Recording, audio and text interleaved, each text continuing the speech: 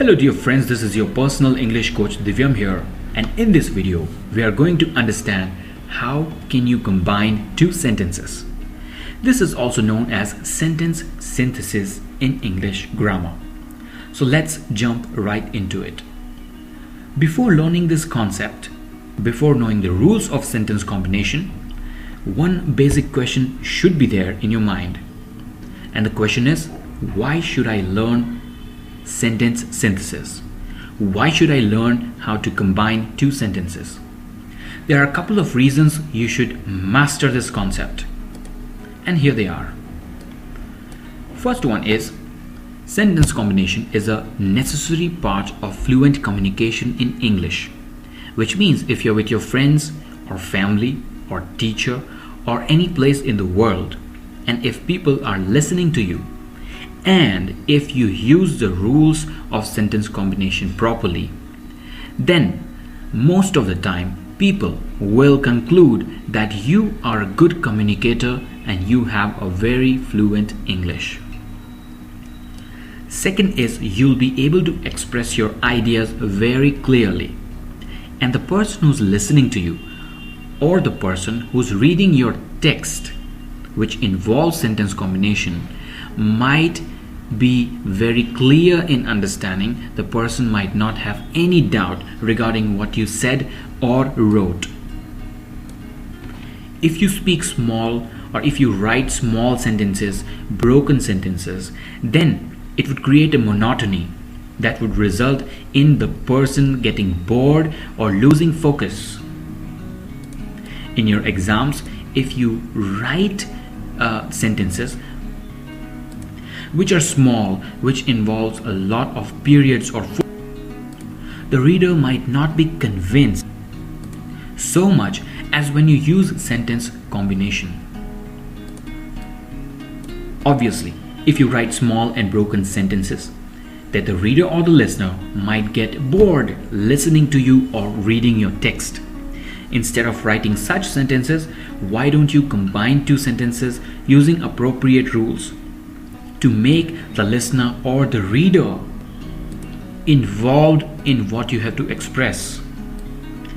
And finally, small sentences might confuse the reader or the listener. To summarize the importance of sentence synthesis, here are 5 main points. You should know sentence synthesis to connect your ideas and thoughts. You should know sentence combination to expand upon an idea. To eliminate repetition, to avoid reiteration, you should know sentence synthesis.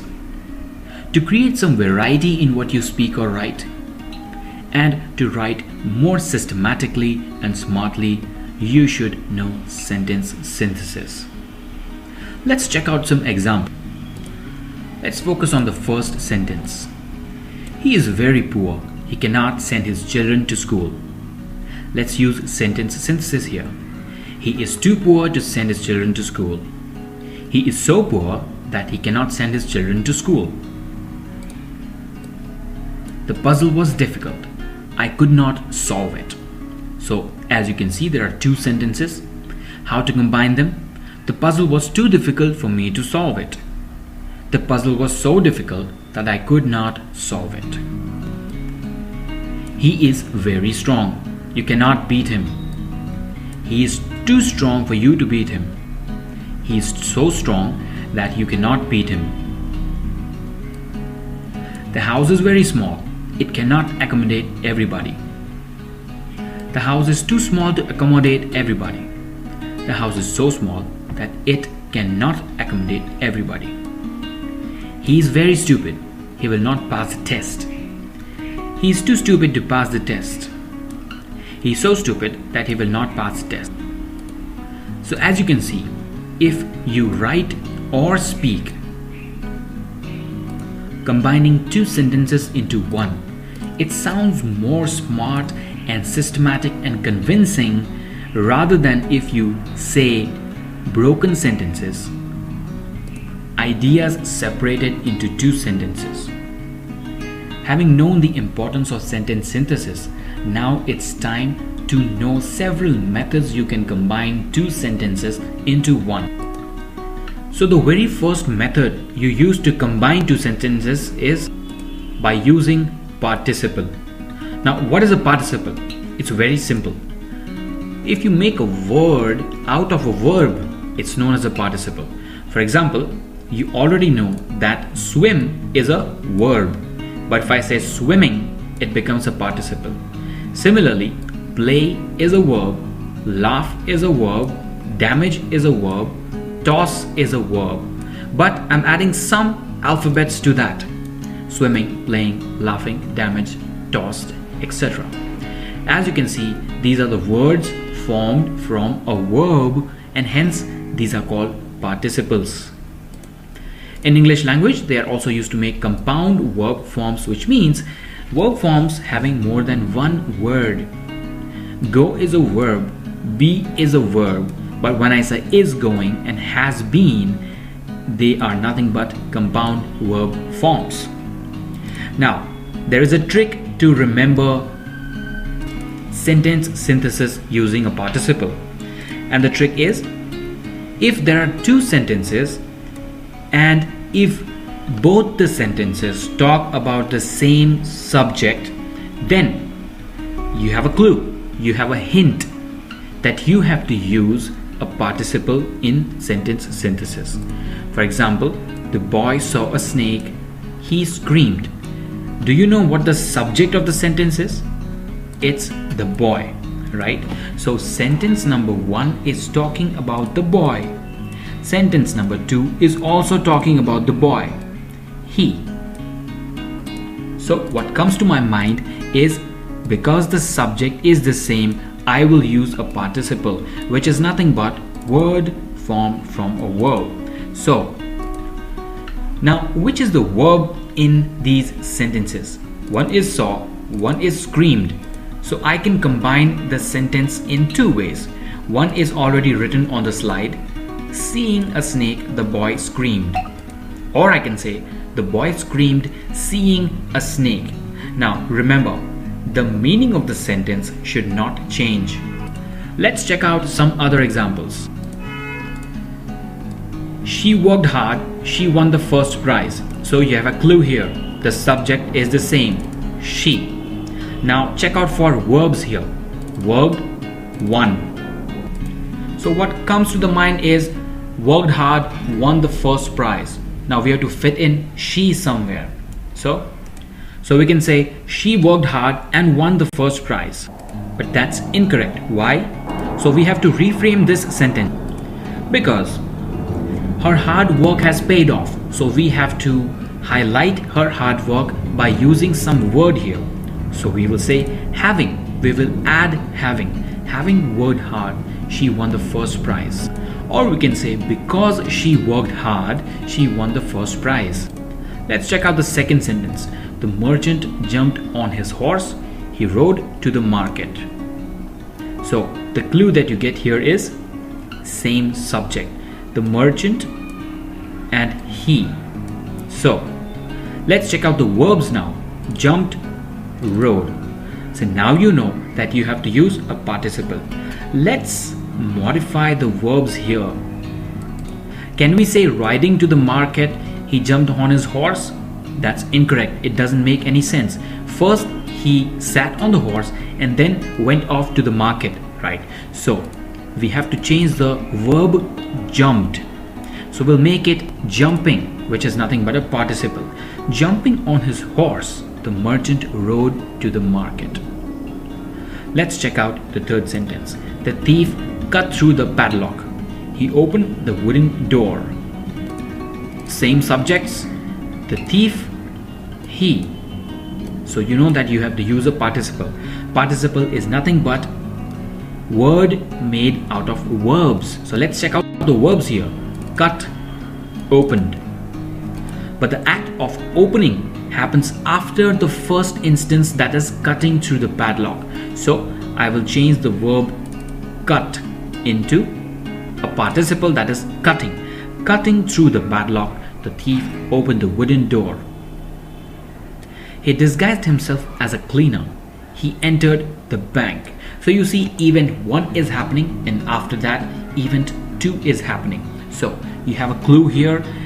There's already a hint that you have to use participle. Why? Because of the same subject, he. Find the verbs here. Disguised, entered.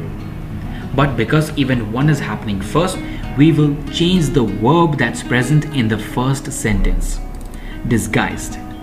So either we can say disguised as a cleaner, he entered the bank. Or I can add having and say having disguised himself as a cleaner, he entered the bank. You see, the meaning should not change. And also the sequence of events should remain intact. I cannot say he entered the bank and disguised himself as a cleaner. That would be a misunderstanding, misinterpretation to the listener or the reader. She drove as quickly as possible. She arrived just in time. So it's because of what happened in sentence 1. The result is sentence 2.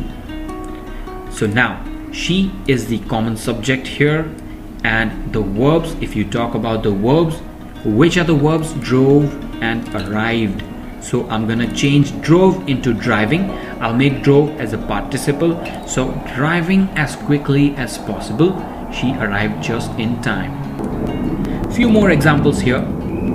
He stood by the table. He was examining some papers. Common subject is he. Let's find the verbs. Stood, examining. Now here, look at the answer. He stood by the table examining some papers. My question to you is, why it isn't something like standing by the table, he examined some papers? You tell me if that sentence is right or wrong and why in the comment section. So I'll repeat again, this is the answer here. He stood by the table examining some papers. But my question to you is this answer right or wrong?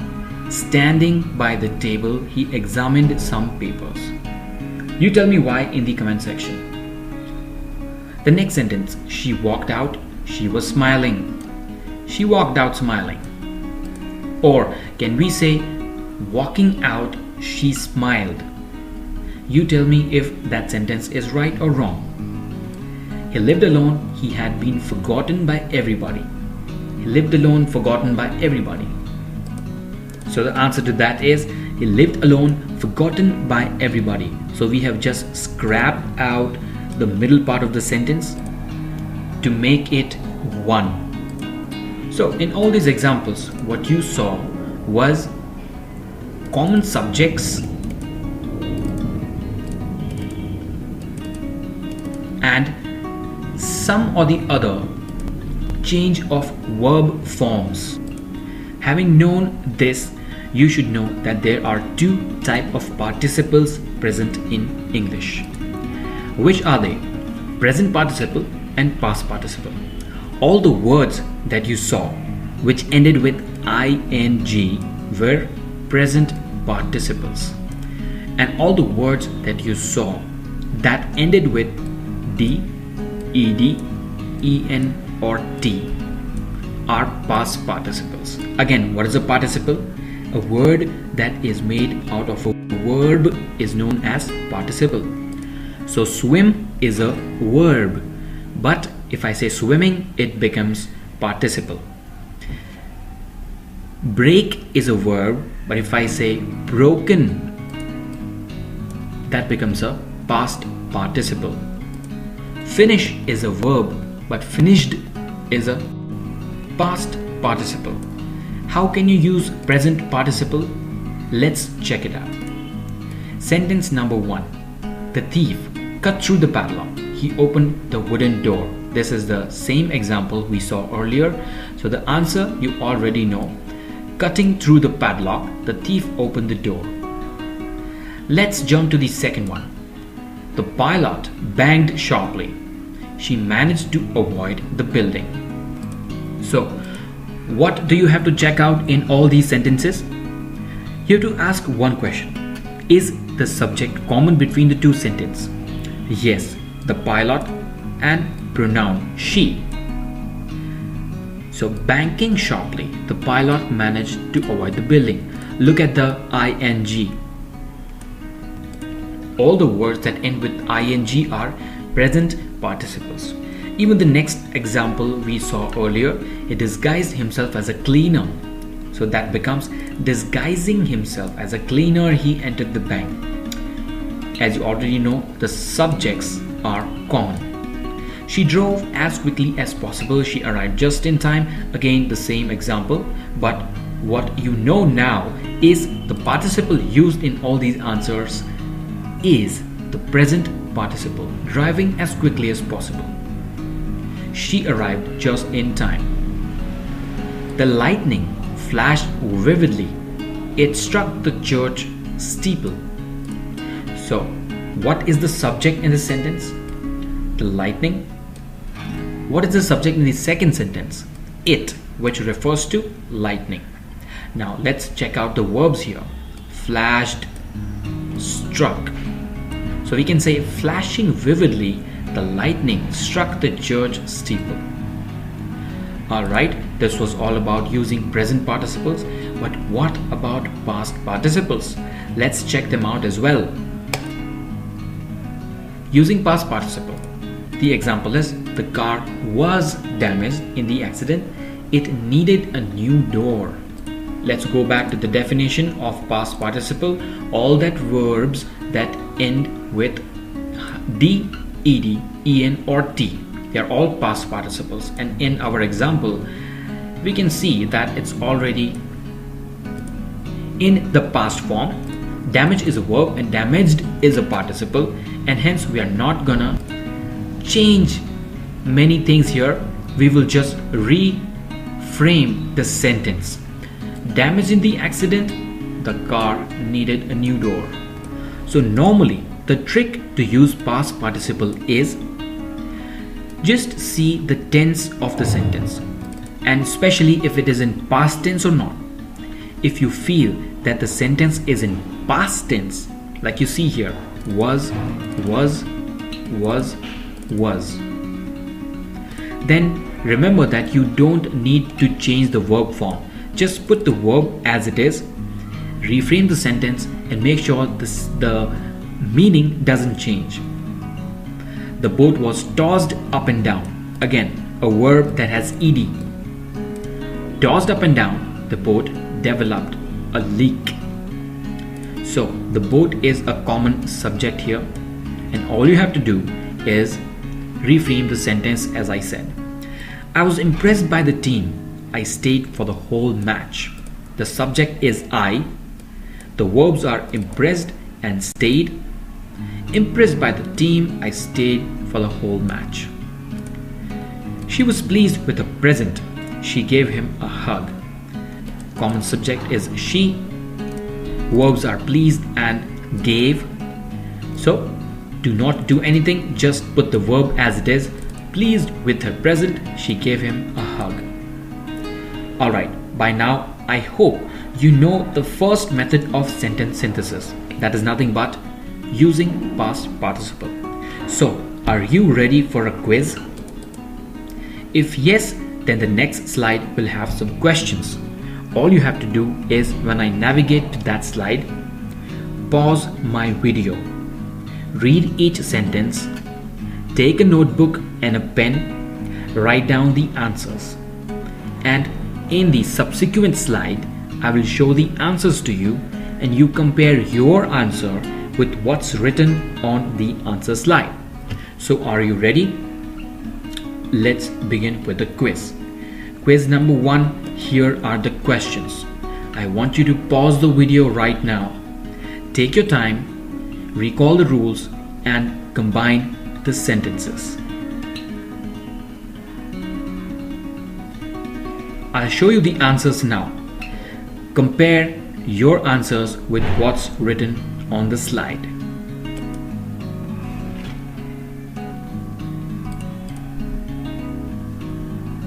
Were you able to write the correct answers? If yes, then I would like to congratulate you. If no, then I have quiz number 2 for you in the next slide. Are you ready for quiz number 2? Here are the questions. pause my video, write down the correct answers of all the 5 sentences, and now I'm going to show the answers.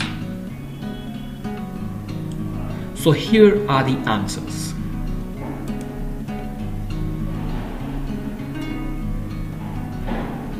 Check these answers with what you've written. Are they the same? If yes, very nice. If no, then I have quiz number 3 for you. Here are the questions. I want you to pause the video right now. Write the answers of all these sentences in your notebook. And now I'm going to show you the answers.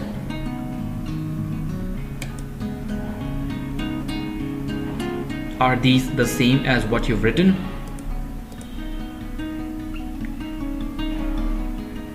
Now it's time for the next quiz. Are you ready? All right. Here are the questions.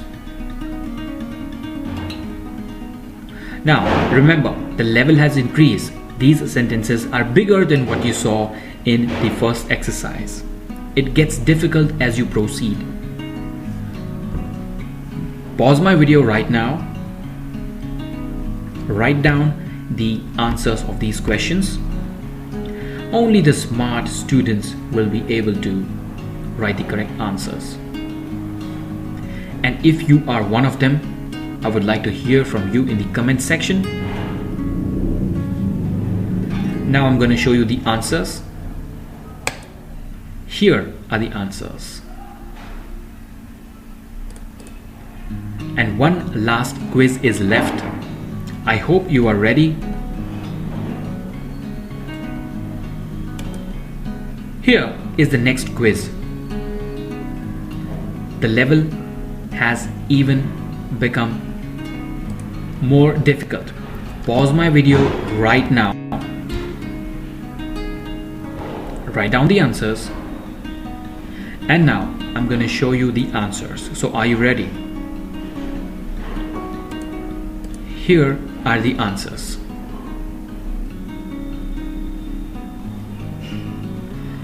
Alright, intensive exercises done on usage of participles for sentence synthesis. Now it's time for learning method number 2 for combining 2 sentences. That is using noun or phrase in apposition.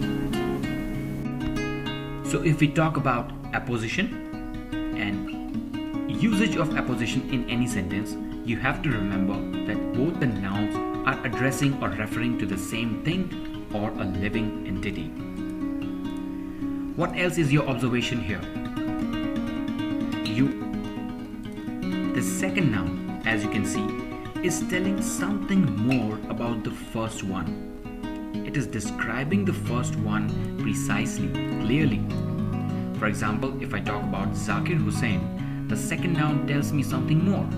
That Zakir Hussain is an author of many books.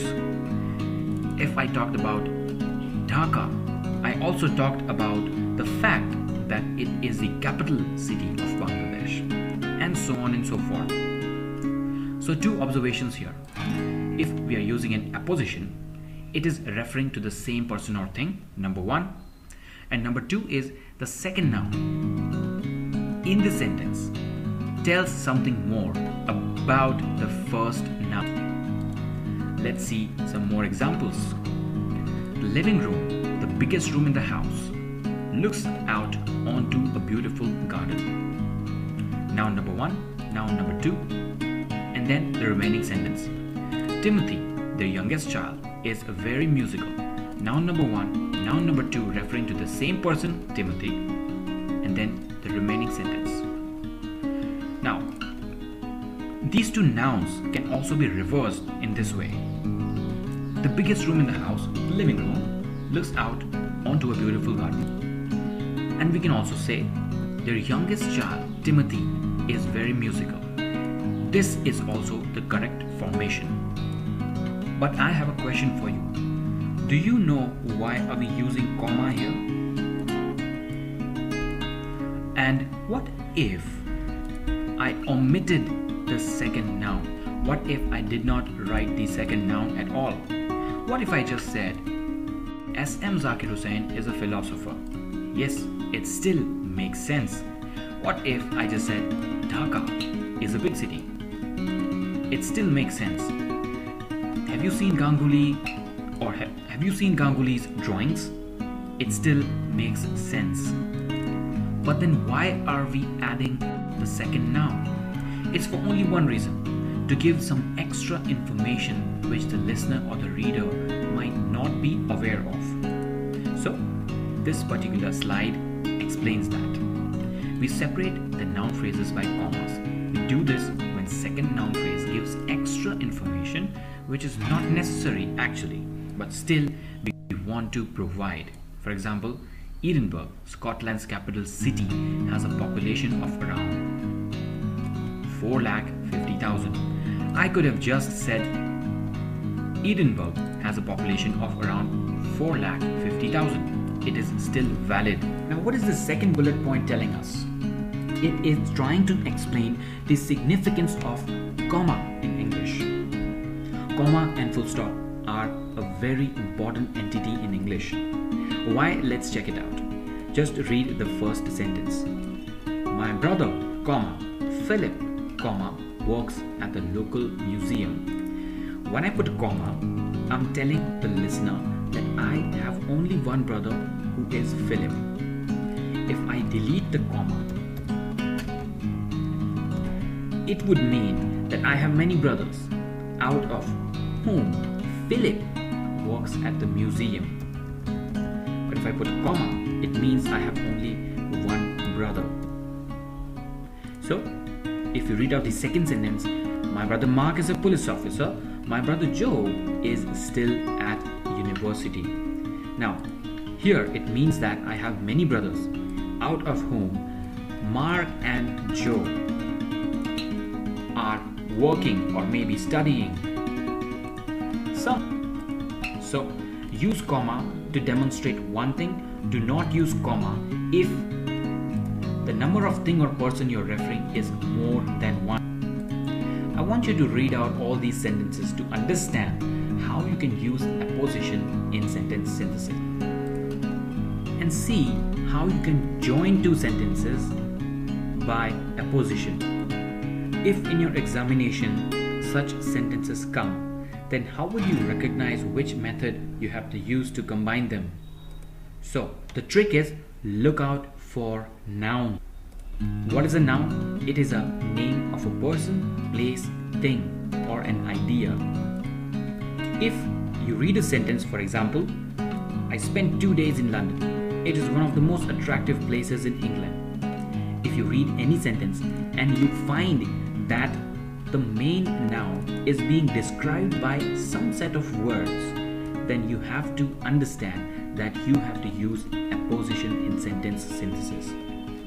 So, London, comma, one of the most attractive places in England. Remember the previous slide. Comma, because we are addressing only one thing. If you use comma, you might just impress the examiner or the paper checker. But do not forget the rule. Comma, when you are addressing something very specific. Without comma, if there are more than one entities or living beings you are referring to. Buddhism, one of the greatest religions. You see in the main sentence, there is noun number 1, noun number 2. Now I want you to pause this video and read out the sentences and see how you can use apposition for sentence synthesis. Try to revise the rules, maybe write it down, and in the next slide I will ask you some questions. So, I hope by now you're ready for the quiz. Let's begin with the quiz number 1. Pause the video right now, take a pen and a paper, and try to use the rule of apposition in sentence synthesis. The next slide, I'll be showing you the answers. So are you ready? Here are the answers. Try to relate what you've written with what's on the screen and give yourself marks, maybe out of 5 or equal to the number of sentences. Try to be very strict with yourself. Deduct marks for commas, deduct marks for spelling mistakes. Take a red pen if possible and assume that you are in an examination. If you have not scored well in this quiz, I have quiz number 2 for you. So are you ready? And quiz number 2, the questions are: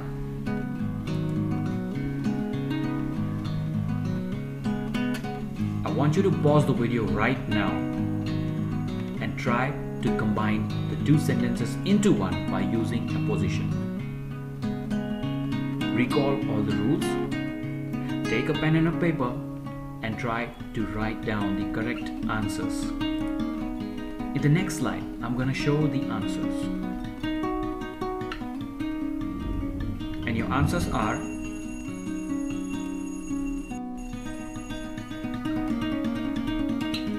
try to check all the answers, try to relate it with whatever's there on my screen, and give yourself marks out of 10. I would love to hear from you in the comment section how many marks you've scored for each of the quizzes. By now, I hope you have written down all the sentences and compared the answers. So, till now, we have learned 2 methods of combining sentences into one. Which are they? One is by using participle, and second is by using apposition. Are you ready for the third method? Let's get right into it. Method number 3 to combine 2 sentences is by using preposition with noun or a gerund. This can be confusing and complicated if you do not know the meaning of a preposition, of a noun, and of a gerund. I'm very sure you know what a noun is. Noun is a name of a person, place, thing, entity, idea. But what is a preposition? I have a detailed video uploaded on YouTube on prepositions. So if you have not seen it, please watch it once, understand everything about prepositions, and then come back to this slide. Preposition is something that shows relation to other words. For example, on, after, for, these are all prepositions. As I already said, I assume that you know what a noun is. But what is a gerund? Gerund is a verb that functions as a noun. For example, you already know the word sleep, right? Sleep is a verb. To sleep is a basic verb. But if I add ing to that verb, I transform that into a noun and I can use it like this. Sleeping sometimes serves as an escape from studying. To study is also a verb, but when I add ing, I can use it as a noun. So sleeping and study, both these words here are nouns. You tell me what is a verb here? You're right, it is serves. But if I add ing to serve and say serving and make a sentence out of it, for example, serving a good meal to the poor is an etiquette. Now this is transformed into a noun. So by now you're clear with all the 3 things: preposition, which shows the relation between words in a sentence; noun, name of a person, place, thing, idea, or entity; and now a gerund, verb that functions as a noun. Now, what is that one single trick that can help combining 2 sentences by using preposition with noun or a gerund? All you have to do is read this sentence He went to the store, he bought candy. Now, both these sentences make complete sense, isn't it? What I'm gonna do here, make one sentence dependent on the another. And also think about the sequence of events here. A person is going to the store and then he buys candy. So what I'm gonna do here is make this independent sentence. What is an independent sentence? A sentence which makes complete sense and does not require the help of other words to make sense. I'm gonna make this independent sentence into a dependent one and then complete the sentence. So, after going to the store, he bought candy. What if I just said, after going to the store? It is an incomplete sentence.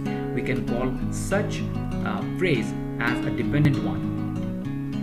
So, I read the sentence and I converted one of the sentences to a dependent one and then combined the second one with the first one. Let's see some more exposure to such sentences. Let's read the first sentence here. We reached the movie hall. The movie had finished by that time. Both the sentences are independent. Our goal is to make one of them dependent, one of them incomplete, and then glue the second sentence with the first one. So I'll choose the first sentence first because according to the sequence of events, we reached the movie hall first, and as soon as we entered the hall, we found that the movie was already finished, right? So sequence 1 and then sequence 2. So I will say, before our reaching the movie hall, the movie had finished. Similarly, the second example, the servant swept the room. This makes a complete sense and it is an independent sentence. He found a rupee lying in the corner. Again, the sentence is making a complete sense. It is an independent one. Now, what is the rule here? Make one of the sentences dependent on the another one and glue the second sentence to the first one. So, because first the servant was sweeping the room and after that he found a rupee lying in the corner, I will choose the first sentence and make it incomplete.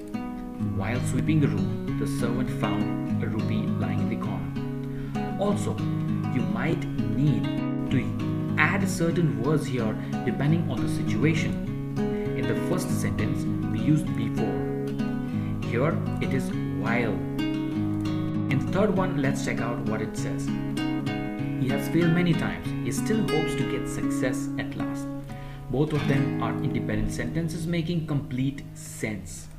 But the person has failed many times and he still has hopes after that. So, here, if possible, try to think in your mother tongue. बंदा बहुत बार fail हुआ है, फिर भी उसे successful होने की उम्मीद है. So, how will we use फिर भी? In spite of many failures, he still hopes to get success at last. Let's check out the fourth one. Her husband died. She heard the news. She fainted. Now, try to think about the sequence and the rules. You have to make one of these sentences dependent on the other one. So, what is the sequence here? First, the lady comes to know about the news of her husband's death, and after that, she fainted. So, we can say on hearing the news of her husband's death, she fainted. And the last one, he has failed many times. He still hopes to succeed. This is just a repetition we already discussed. In spite of many failures, he still hopes to succeed. By now, you know the rules already. So, are you ready for the quiz?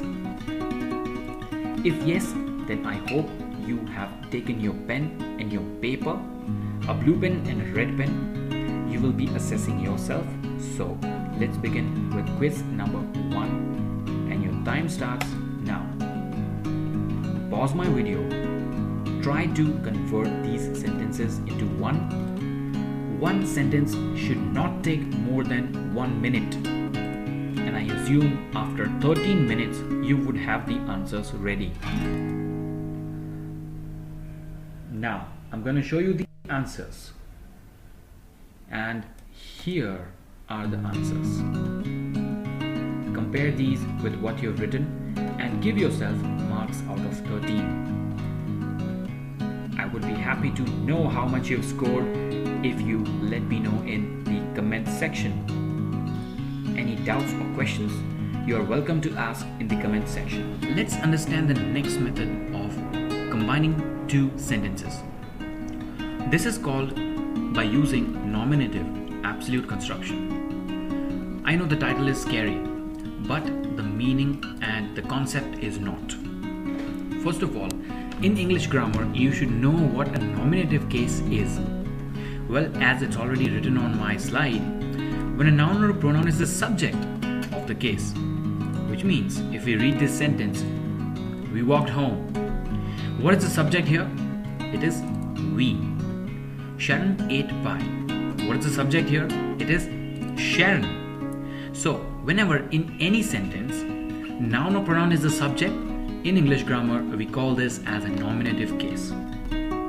Now, it's time to understand absolute construction. Well, the definition is here. Let me read it out. Noun is a nominative case, as we saw a few minutes ago, with participle belonging to it. I'm sure you know what a participle is.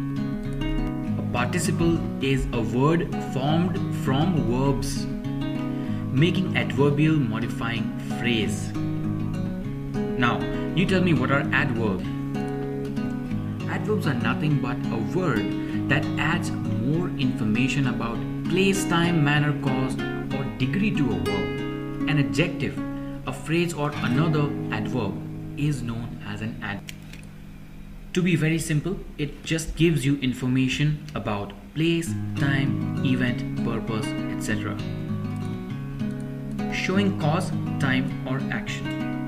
So part of the sentence that shows cause, time, or action. Now, this definition, and to recall this definition in your examination while you're given two separate sentences is difficult, I understand. So what we will do is take some examples, understand them well, and then we will come back to this slide to see how this definition is justified.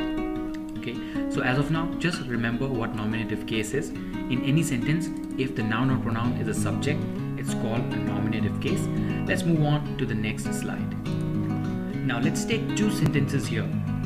The dragon slain, the knight took his rest. The battle over, the soldiers surged back to the camp. What is the subject in these sentences? In the first sentence, it says the dragon slain, the knight took his rest. Now, how would the sentence look like if I added some sort of conjunction here? Because the dragon was slain or killed. Because the dragon was killed, the knight took his rest. So it means after killing the dragon, the knight is now having a good night's sleep, right? So here the subject is the knight.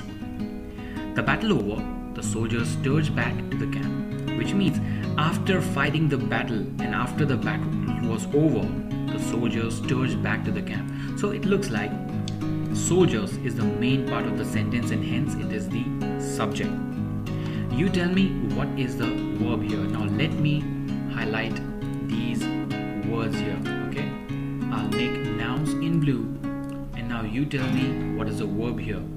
The dragon slain, the knight took his rest, the battle over, the soldier surged back to the camp.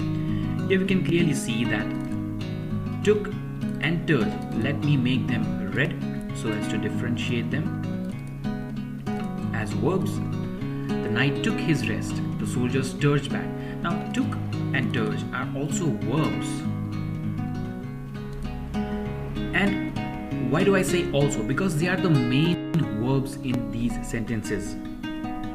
Now why am I pointing out main nouns and main verbs? Because if a part of the sentence has main noun or main verb, that probably is a sentence in absolute construction. So let's go back to the definition. A freestanding part of the sentence. Now this is freestanding. Now this doesn't require anything else. If I say the knight took his rest, it is still understood. If I say the soldier stirs back to the camp, it is still understood by the listener or the reader. So it is a freestanding part of the sentence that describe main subject and verb. Main subject, main verb, and is freestanding. So yes, this is a sentence with absolute construction.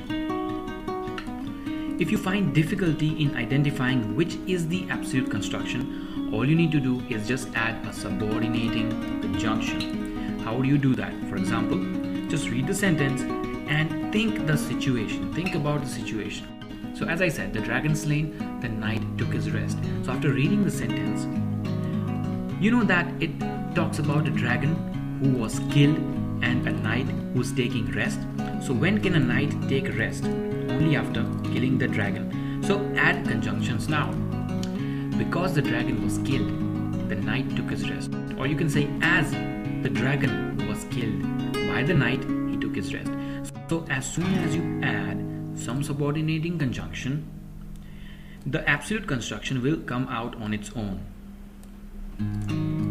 Right? Similarly, after the battle was over, I talked about this few seconds ago. After the battle was over, the soldier turns back to the camp. Yeah.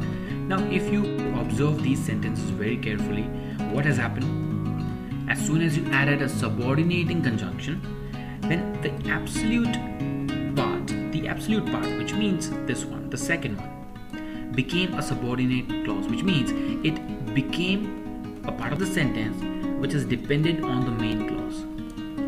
So these sentences are now dependent on the first one. Now, we saw a sentence which has an absolute construction in it. But now it's time to understand absolute phrase. Okay. A group of words that modifies an independent clause as a whole, that is the characteristic number 1, and it will precede, follow, or interrupt the main clause. Let's understand what this means. Now, the words which are not in italics, let me make them bold here.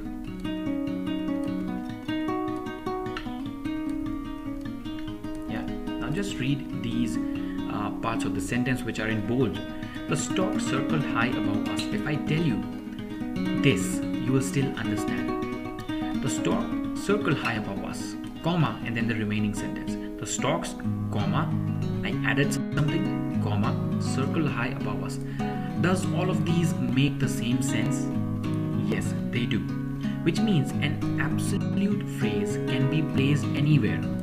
It can precede, it can follow, or it can interrupt, which means you can place it in the beginning, you can place it behind the sentence, or you can place it in the middle of the sentence as well. And what does it mean when it says modifies the independent clause? Yes, this is an independent clause. And when we are adding something, when we are adding this absolute phrase, it is modifying the main clause, isn't it? Let's check out one more example. The wind falling, we lowered the sail, which means as the intensity of the wind fell, we were in a ship and we lowered our sail because it was useless to keep up the sail. The ship wouldn't move anyway. This is the sentence, right? This is the absolute phrase, and this is the independent clause. What is an independent clause? Which does not require any other word to make sense. If I tell you we lowered the sail, you will understand, right? So this is an independent clause. I am modifying it by an absolute phrase. The wind falling, we lowered the sail. Now, see the characteristics of an absolute phrase. First is, this is an adverbial phrase, which means it shows when did we decide to lower the sail, right? And how do you identify adverbs? In any sentence, you just ask how, when, where, why, or to what extent. How often or how much. For example, the words like daily, completely, all these are adverbs. So for this sentence, if you ask when did you decide to lower the sail? On the failure of wind. Or we can say when the wind failed. And it definitely shows time of action, and therefore this is an absolute phrase. Let's see some other examples here. On my screen, you have to identify absolute phrase. It's very easy because beside the absolute phrase, I have reasoned them out. All you need to do is read a sentence and ask these questions that are asked by an adverb. How, when, where, to what extent, how often, how much. If you get answers to these questions, probably they are absolute phrases. For example, let me help you with the first sentence. My knife slipping, I cut myself severely. Why did I cut myself severely? Because my knife slipped. Why or how? You can ask that. 2 days having elapsed, we set again forward. So the question is, when did we again set forward? When 2 days had elapsed. Now you see one important thing here. Slipping, having. What kind of words are these and why have I made them red? These are participles. Words made from verb. These are participles. And in absolute construction, the participle is sometimes omitted. For example, this done, proceed to business, or since or when this is done, proceed to business. Similarly, Alan once mayor, my chance of advancement would be ruined. So are we using any words with ing or ed or something like that? We are not. So important thing to remember is not necessarily that every time you make a sentence with an absolute construction with participles. And now it's the time for quiz. I hope you have your pen and papers ready. I request you to take a blue pen and take a red pen. First, you write down all the answers and then be your own paper checker. Alright, so here are the questions for quiz number 1. Pause my video.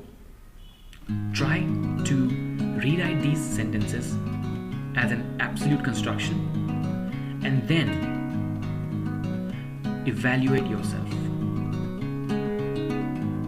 On the next slide, I'm going to show the answers.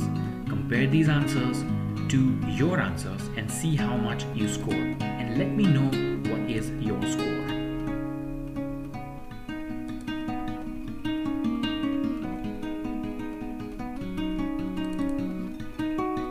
I'm going to show quiz number 2 now. Here are the questions. Now, I've made it very difficult so that if any sentence is asked in the examination, I'm very sure that it will be easier than what you see on my screen. But I expect you to answer my question. If you answer these, probably you will answer any question in your examination. On the next slide, I'm going to show the answers. Evaluate yourself. Now it's time for quiz number 3. Here are the questions.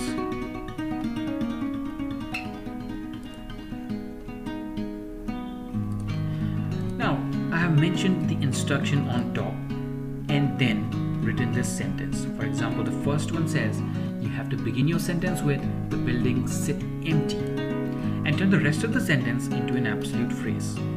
So follow my instruction and write down the answers. Pause my video right now. In the next slide, I'm going to show the answers. And here are your answers.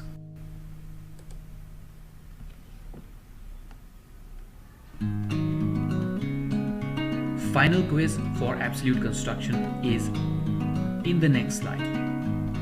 Quiz number 4. Here is your question. Instruction given, follow the instruction and rewrite this sentence. Now I'm going to show the answer.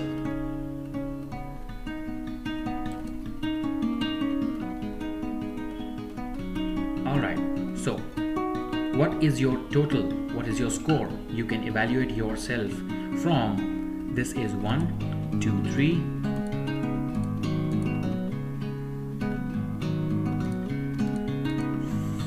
4, 5, 6, 7, 8, 9, 10. Yes, these were 10 questions, and I hope you were able to reach at least above 5. If you did, let me know and I will be very happy by using an infinitive. In English, have you come across sentences which has to before the main verb? If yes, then that is nothing but an infinitive. To run, to walk, to cook, to understand, to make. But listen the interesting part. If you add to before any verb, it can become a noun, it can become an adjective, or it can become an adverb.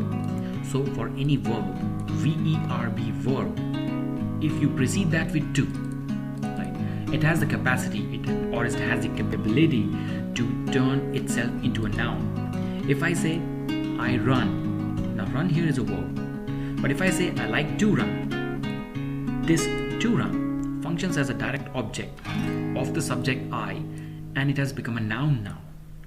Similarly, wash is a verb, we already know. I can say I wash my clothes regularly. Wash is a verb, but if I precede that with to, it becomes an infinitive, and it is functioning as an adjective.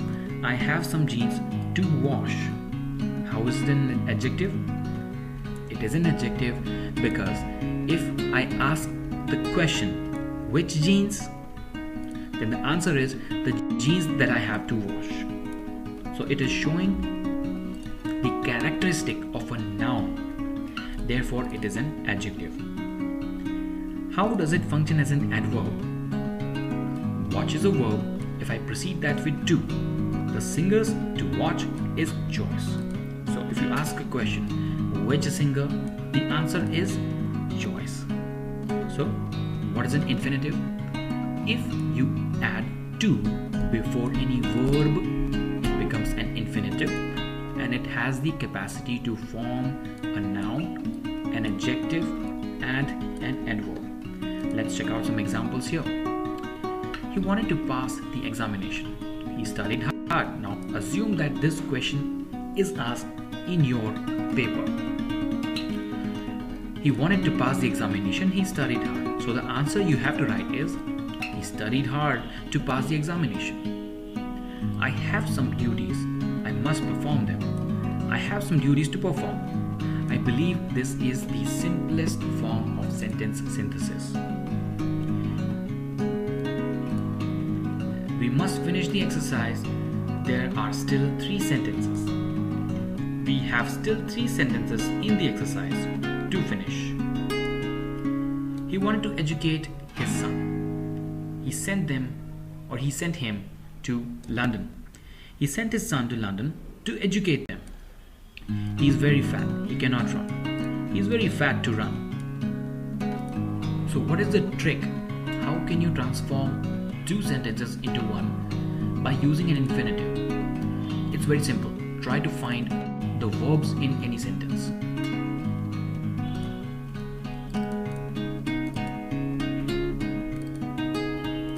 And then precede that with to and see if it makes sense. Now your examiners might confuse you with to educate to London, so they will put to multiple times in order to confuse you.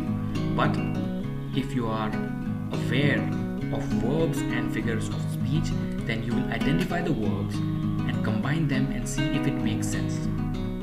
He sent his son to London to educate him. Let me see how smart you are. In the next slide, I'll show you some questions and you have to transform them into one by using the concept of an infinitive. So here are your questions. Pause my video right now.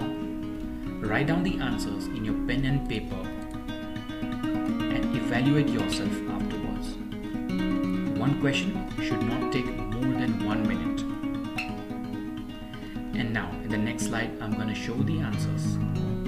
here are your answers. Ready for quiz number 2? It's alright if you did not perform well in this one. I assume that in the next quiz you will do well. Here are your questions. Pause the video, try to attempt these. Write down the answers. Now in the next slide, I'm going to show the answers. And here are your answers.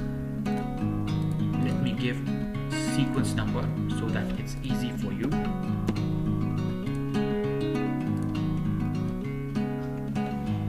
Now, on my next slide, I'm going to give you a random quiz.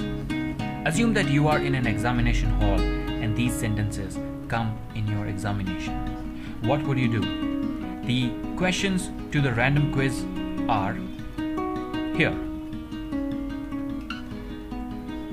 I've not mentioned which method to use, but you have to write the answers, recalling all the methods that we just learned. Pause the video, write the answers and evaluate yourself out of 9. In the next slide, I'm going to show the answers. And here are your answers.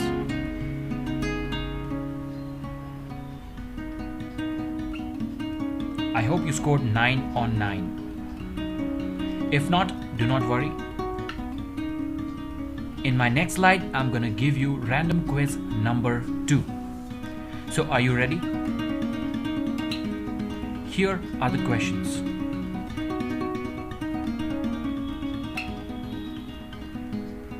Pause the video, start writing the answers and evaluate yourself out of 10. Now in my next slide, I'm going to show the answers. And here are your answers. I hope you scored 10 on 10. So, this is... Now we're going to see the last method of sentence synthesis. That is by using adverb or an adverbial phrase. But do you know what an adverb is? If you know what an adverb is, or if you know what an adverbial phrase is, this concept is easy for you. An adverb is a word that shows place, time, circumstance, manner, cause or degree, and a group of words which show that are called adverb phrase. Phrase is a group of words and adverb is just a word. So what are the examples of adverbs and adverbial? Here they are. If there's a sentence called I parked the car, I can say I parked the car here. I parked the car right here. I parked the car right here under the bridge. So what do you think? Which one is the adverb? Here is an adverb. Right here is an adverbial phrase. Right here under the bridge is an adverbial phrase. As I said, phrase is a group of words and adverb is just one word. Let's take a look at some more examples. He looked into the well. He was stunned. Assume that this is in your examination. How would you convert this into an compound sentence? He was stunned when he looked into the wall. She finished her studies. She went abroad. After finishing her studies, or after she finished her studies, she went abroad. You may go, you have to complete the work. You may go after you have completed your work. So which are the adverbs I use here to combine two sentences? When, after, after.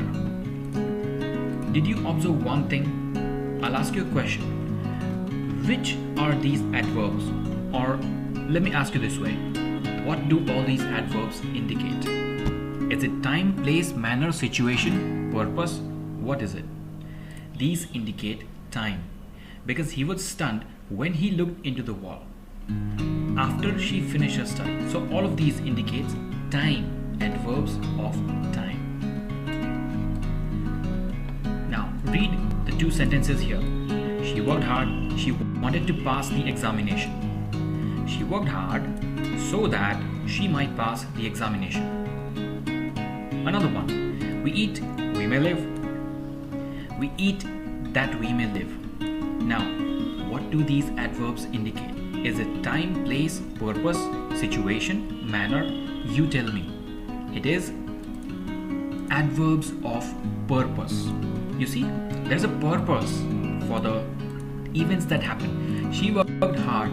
Why did she work so hard? Because she had a purpose. She might pass the exam, and so she worked hard. Right? Second one is we eat, we may live. Right? We eat so that we may live. There's a purpose. We are eating because we have to live. So I have used so that. Let's see what do these adverbs indicate. Now read these sentences. He's poor, he's honest.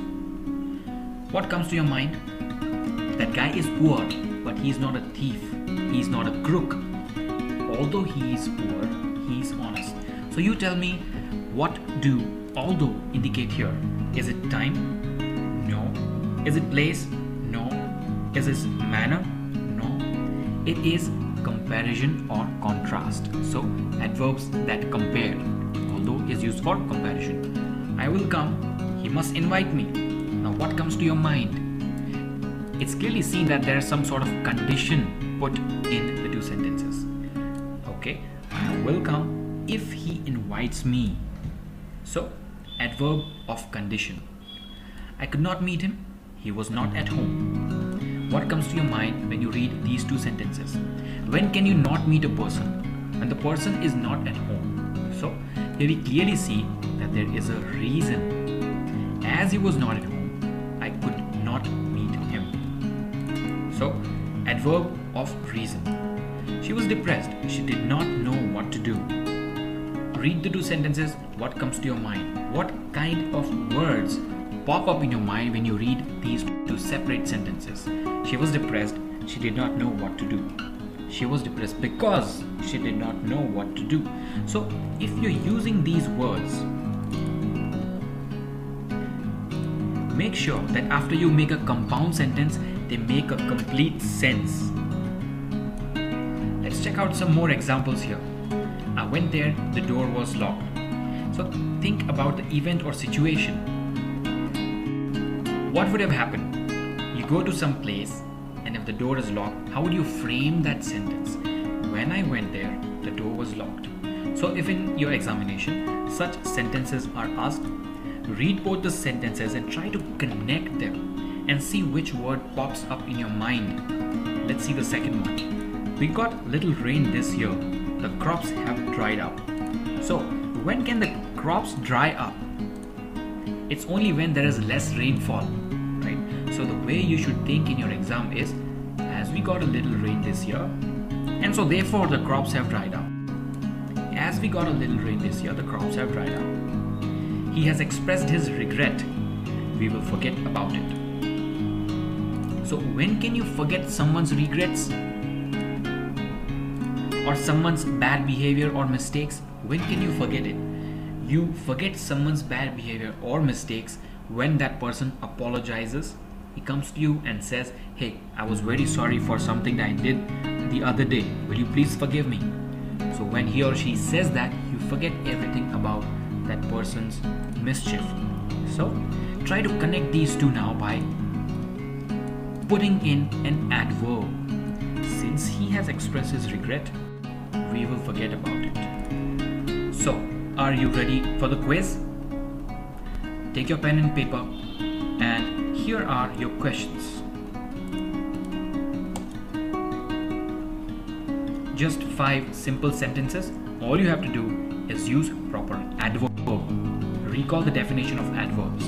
Use proper adverb and combine these two sentences. Now in the next slide, I'm going to show my answers. Compare my answers with yours and see where you stand. Here are your answers. So, what was your score?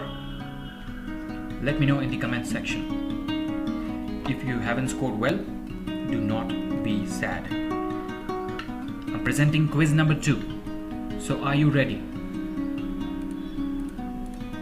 Here are your questions. Pause my video right now. Start writing your answers. One answer should take only 1 minute, even less than that.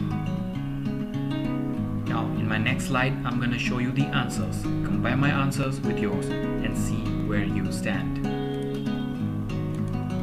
Here is quiz number 2. Here are your answers. Give yourself marks out of 5 and tell me how much did you score. Time for quiz number 3. Here are your questions. Your time starts now. Pause my video and try attempting the answers. Now in my next slide, I'm going to show the answers. And here are your answers. Evaluate yourself out of 9 and let me know how much you've scored. Now quiz number 4 is a little different. Let me show you what that is. In this quiz, what you have to do is you have to find the adverb clause. They're already combined, as you can see. You don't have to combine it. You have to find the adverb clause and tell which word they modify. Are you ready? Your time starts now. 5 simple sentences. Just tell me the adverb clauses and tell which word they modify. In my next slide, I'll show the answers, and here are your answers. Compared with what you've written. And the last and final quiz will be there in my next slide. And here are your questions. Again, you have to find the adverb clause and tell me which word they modify. Out of 10, you have to evaluate yourself. And now in my next slide, I'm going to show the answers. And here are my answers. Well, 5 different quizzes to help you master sentence synthesis using adverb clause. So how did you perform? Please let me know in the comment section.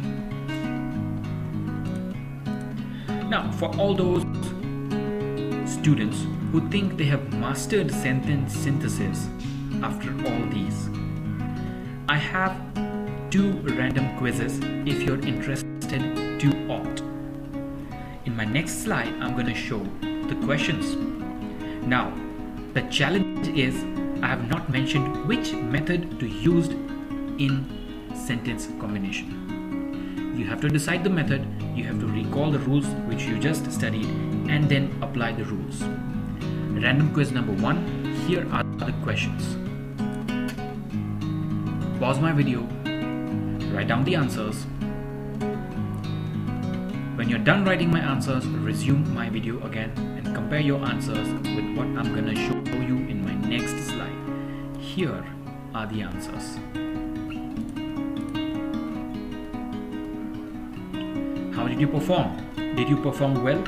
Which methods were used? I would love to hear from you in the comment section. It's alright if you did not perform well. The next slide has another 10 and final set of questions. In my next slide, I'm going to show you those questions. And here they are. Assume that you are sitting in an examination hall and trying to combine 2 sentences. What will you do? If possible, if you have cell phones, keep a stopwatch and set it to 10 minutes and see if you can complete all the 10 sentences in 10 minutes. If so, well and good, achievement, congratulations. If not, keep on practicing. Pause my video, start writing your answers, and in my next slide, I'm gonna show the answers. So are you ready? Here are the answers.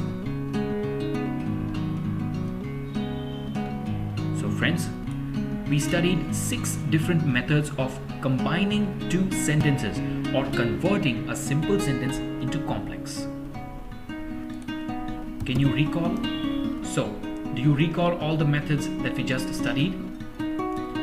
Let me quickly summarize all the methods that we used in combining two sentences. There were 6 methods, as I said. First one was by using a participle. For example, he jumped up, full stop, he ran away. So the answer to that is jumping up, he ran away. Second method was by using noun or phrase in apposition.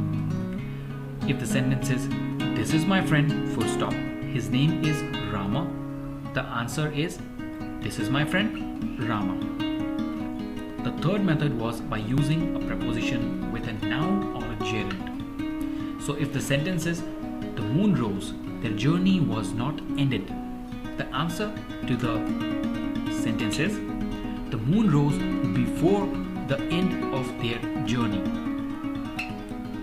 The next method was by using nominative absolute construction. So if the sentence is, the soldiers arrived, full stop, the mob dispersed, the answer to that is, the soldiers having arrived, the mob dispersed. Fifth method was by using an infinitive. So if the sentence is, I have some duties, full stop, I must perform them, the answer to that is, I have some duties to perform. The last method was by using an adverb or an adverbial phrase. So if the sentence is, he deserved to succeed, full stop, he failed. So the answer to that is, he failed undeservedly. Or let me give you another example. The sun set, full stop, the boys had not finished the game. So the answer to that is, the boys had not finished the game by sunset. Now you can use many of these methods to combine the same sentence. Friends, I hope you have mastered sentence synthesis by now.